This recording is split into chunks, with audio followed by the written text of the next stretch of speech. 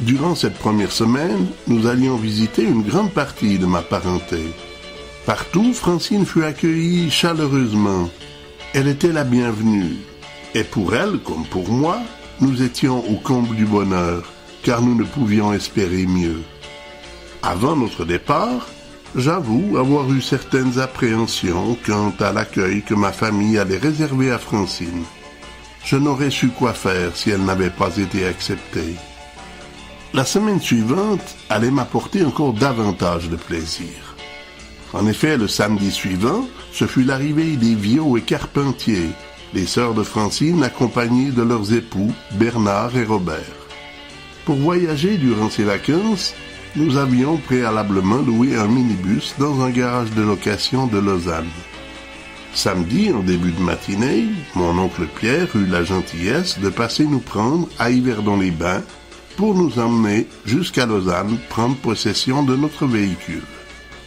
Une fois cette formalité terminée, nous nous rendîmes avec nos 2 véhicules en gare de Lausanne afin d'accueillir nos compagnons de voyage qui arrivaient eux aussi à bord de cette nouveauté du rail, le train à grande vitesse, le TGV. Il y avait à peine 1 mois que le TGV était opérationnel en Europe. Nous étions conscients de cela et nous considérions comme étant des privilégiés d'être parmi les premiers utilisateurs de ce nouveau bolide des voies ferrées. Bien des années avaient passé et pourtant ma mémoire se souvenait. Tu te rappelles, oncle Pierre, quand j'avais 7 ou 8 ans, tu m'emmenais souvent skier le dimanche au Rocher de Ney, en dessus de Montreux. Quand on était de retour à la gare de Lausanne en soirée, on entendait les haut-parleurs qui annonçaient « Trans-Europe Express sur voie 8 ». J'étais toujours très impressionné par le nom de ce train, Trans-Europe Express. Et aujourd'hui, tous les 3, assis sur ce quai, on attend le train à grande vitesse en provenance de Paris. On dirait que la roue de la vie a tourné. Ah ouais, je me rappelle. Mais tu vois, ils roulent peut-être à grande vitesse maintenant, les trains. Mais ça change rien. Ils sont quand même toujours en retard. C'est sur cette réflexion que le TGV fit son entrée en gare. De couleur grise et orange, ce convoi ferroviaire avait une forme aérodynamique, tout comme l'avait avant lui le Trans-Europe Express, et encore avant lui, la Flèche Rouge. Il n'y avait pourtant qu'une semaine que Francine était séparée de ses sœurs, mais leurs retrouvailles, peut-être parce qu'elles avaient lieu à l'étranger, furent empreintes d'émotion. Quant à l'oncle Pierre, comme à son habitude, il sut démontrer beaucoup d'enthousiasme à recevoir ces Canadiens. Ce qui, bien évidemment, créa une ambiance idéale et mit tout le monde à l'aise. Durant les premiers jours que nous allions passer en Suisse, tante Lucette et oncle Freddy d'Orzan avaient généreusement offert l'hospitalité aux 2 couples de nouveaux arrivants. Hélène et Louise dormaient dans la chambre d'amis de la ferme ancestrale de la famille Burdet. Quant aux 2 conjoints, dont les ancêtres avaient légué du sang amérindien, ils décidèrent de profiter de la caravane de papa et passer leur nuit dans le pré, à côté de la ferme. Le lendemain de leur arrivée déjà, les sœurs Guertin, leurs conjoints et moi-même allions être mis à l'honneur. Afin de nous souhaiter la bienvenue et nous présenter à la famille, maman avait rassemblé tous ses cousins et cousines, neveux et nièces, au chalet des Amigimes de la plage d'Yverdon-les-Bains. Si les Canadiens étaient venus en sol suisse, c'était pour y découvrir le pays, certes, mais c'était également pour y faire la connaissance des Suisses. Eh bien, ce jour-là, leurs vœux furent 60 fois réalisés. Pour la famille aussi, c'était l'occasion de rencontrer les gens avec qui je vivais au Canada. Ce fut une réussite parfaite. Les frères et sœurs, les cousins, les cousines. Non, on est toutes 5. On est 5. Mais je me disais, mais il y avait un air de famille. Oui. On est 5. aussi. Tempête. Et puis ça, c'est l'ami à Eric. C'est un neveu. Voilà, c'est un neveu aussi, notre fils. Voilà. La famille là-bas, derrière. C'est bizarre. Ça, elle a l'accent la même que Lucette. Ah oui, c'est ma soeur. Ah, c'est ça. Voyez, hein? Aussi. Lundi matin, pour ne pas perdre de temps et découvrir le plus de choses possible, je proposais à nos invités d'aller visiter les grottes de Valorbe. Personnellement, je ne les avais jamais vues, mais leur renommée était déjà faite dans tout le Nord vaudois. Dans les années 60, un spéléologue curieux s'était mis dans la tête de connaître l'origine de la rivière l'Orbe, qui par la suite va devenir la Thièle et former ensuite le plus gros lac de Suisse, le lac de Neuchâtel, long de 45 km.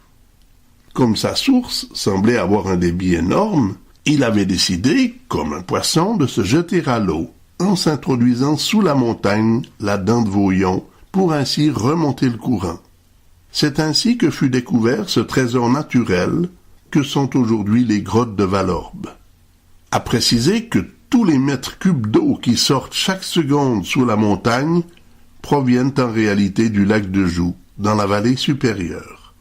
Ces eaux se jettent ensuite dans le lac des Brenets, avant de s'engouffrer sous la dent de Vauillon pour ressortir à Valorbe. Mais durant son passage sous la montagne, cette eau calcaire va réaliser des œuvres artisanales absolument fascinantes.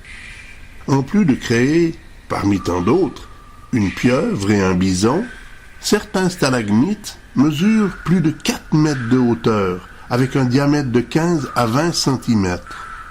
Lorsque l'on sait qu'il faut plus de 100 ans pour qu'un stalagmite grandisse d'1 centimètre, on est obligé de réaliser que les montagnes suisses n'ont pas été créées seulement lors de la Deuxième Guerre mondiale pour protéger notre territoire de l'envahisseur.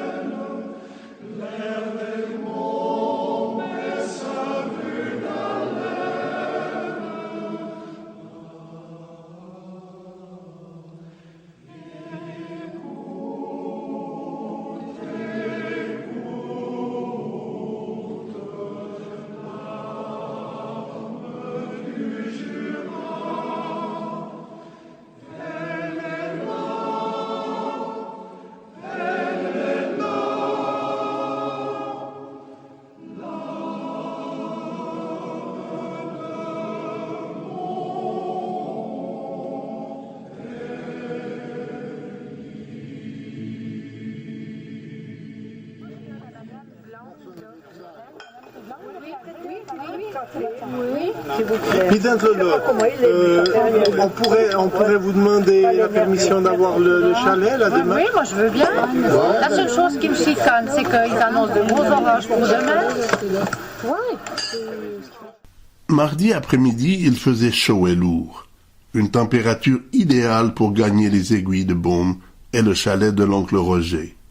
En effet, à 1300 mètres d'altitude, la température était beaucoup inférieure à celle que l'on devait supporter en plaine.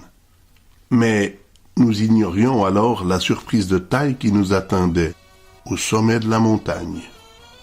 Cette excursion avait deux buts. Le premier était de faire découvrir le plat national à nos Québécois en dégustant une bonne fondue au fromage dans un authentique chalet suisse. Et le deuxième but était de profiter de notre présence en ces lieux pour passer la nuit dans cet endroit de calme et de tranquillité comme il n'en existe nulle part ailleurs. Grâce à Dieu, ces buts allaient être atteints. Mais avant d'y parvenir, nous allions devoir vivre une expérience que jamais nous ne pourrons oublier. Pour ce repas, Roger et Lolotte avaient offert leur service afin de transporter la nourriture à l'aide de leur véhicule tout-terrain. En effet, pour avoir accès à l'écurie communale la plus proche de leur chalet, il était nécessaire de posséder un véhicule, si possible doté d'une traction 4 roues, tant le chemin de montagne était vétuste et en mauvais état. Depuis l'écurie communale, il ne restait alors qu'à grimper un petit sentier d'environ 150 mètres avant de parvenir à leur chalet. En ce qui nous concernait, mes parents et moi avions pensé qu'il serait intéressant pour les sœurs Guertin et leurs conjoints d'agrémenter cette sortie avec au préalable une randonnée sur le sentier qui longeait toute la crête de la montagne. Pour ce faire, nous avions laissé nos véhicules au chalet du Mont de Beaume, ce restaurant réputé pour ses délicieux beignets au fromage. À partir de là, nous dûmes marcher durant 1h30 avant de parvenir au chalet de Roger. Cela nécessitait de bons souliers, des jambes reposées et surtout une situation météorologique idéale. Pour ce qui était des deux premières conditions, elles étaient remplies car nous étions bien équipés à cet effet. Mais côté météo, nous allions assister à une grande première du jamais vu et du jamais entendu. Ce jour-là, l'air était pesant et lourd, orageux, comme on a coutume de le dire. Pourtant, ces conditions s'étaient maintenues telles quelles durant toute la journée, sans pour autant s'aggraver. C'était d'ailleurs pour cette raison que nous avions finalement décidé de prendre le risque de nous rendre jusqu'au chalet des Aiguilles de Beaume, car il nous semblait très peu probable d'être victime d'un orage. Mais c'était mal connaître Mère Nature. Lorsque nous arrivâmes au chalet du Mont de Beaume, le temps commençait à s'assombrir.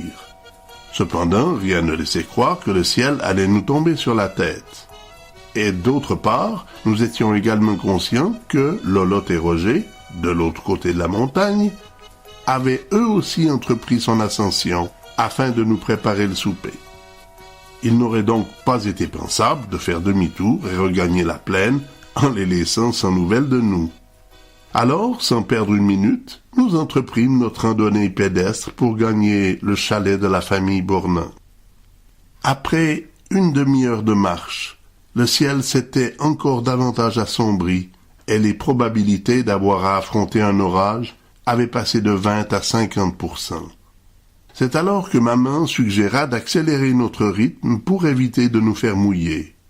Si de mon côté je n'avais aucune difficulté à marcher plus rapidement, pour certains d'entre nous, dont la profession ou la condition physique était moins robuste, il n'était pas possible de suivre la monitrice des amis gymnastes d'Yverdon.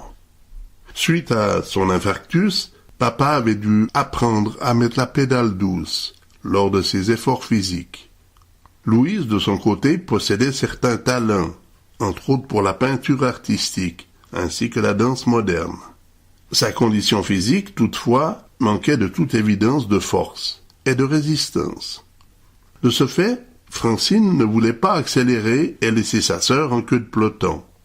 Comme je me sentais un peu responsable de leur présence en ces lieux, j'étais moi aussi condamné à les accompagner, au risque d'humidifier et d'endommager ma caméra vidéo.